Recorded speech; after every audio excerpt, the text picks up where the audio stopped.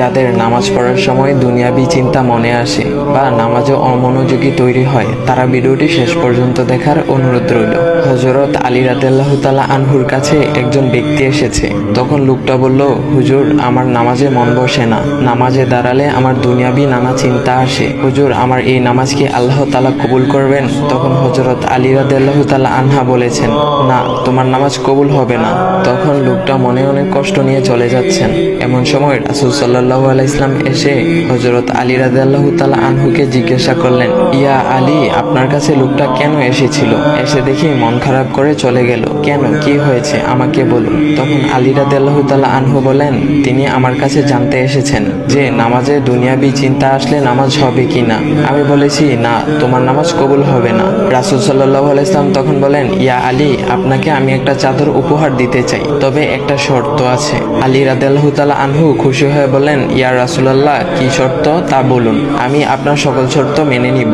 বুঝতেই তো পারছেন রাসূল সাল্লাল্লাহু আলাইহি ওয়াসাল্লামের চাদর বলে কথা। তখন রাসূল সাল্লাল্লাহু আলাইহি ওয়াসাল্লাম বললেন, ইয়া আলী, আপনি যদি এই মুহূর্তে 2 রাকাত নামাজ একনিষ্ঠভাবে পড়তে পারেন দুনিয়াবি সকল চিন্তা দূর করে, তাহলে আমি আপনাকে সেই চাদরটি উপহার দেব। আলী রাদিয়াল্লাহু তাআলা আনহু বলেন, এটা তো সাধারণ ব্যাপার। আলী রাদিয়াল্লাহু তাআলা আনহু তখন নামাজে দাঁড়িয়ে গেলেন আর তিনি নামাজ পড়তে শুরু করলেন। এমন সময় তার মনের মধ্যে শুধু ভাবনা চিন্তা আসতে শুরু করলো, আচ্ছা, আমাকে যে রাসূল সাল্লাল্লাহু আলাইহি ওয়াসাল্লাম যে চাদরটা দিবেন, সেটা কি ফাতিমার চাদর নাকি রাসূল সাল্লাল্লাহু আলাইহি ওয়াসাল্লামের? আচ্ছা, চাদরখানা দেখতে কেমন হবে?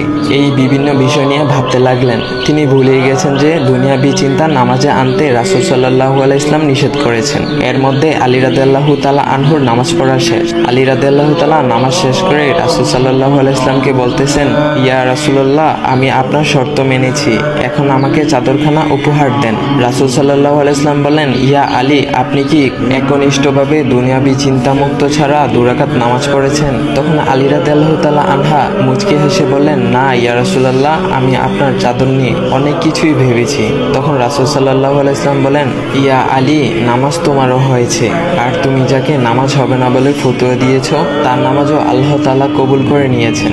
শোনো আলী, দুনিয়াবি চিন্তা দ্বারা নামাজ বাতিল হয় না, নামাজ মহান আল্লাহ তাআলা কবুল করে নেন। সকল ফরজ নিয়ম কানুন মেনে নামাজ পড়লে নামাজ হবে ইনশাল্লাহ। তবে আমাদের সকলের উচিত নামাজ আদায় করার সময় একমাত্র আল্লাহকে স্মরণ করে নামাজ আদায় করা। নামাজে দাঁড়ালে দুনিয়াবি চিন্তা মাথায় আসে, এটা শয়তানের একটা ফাঁদ।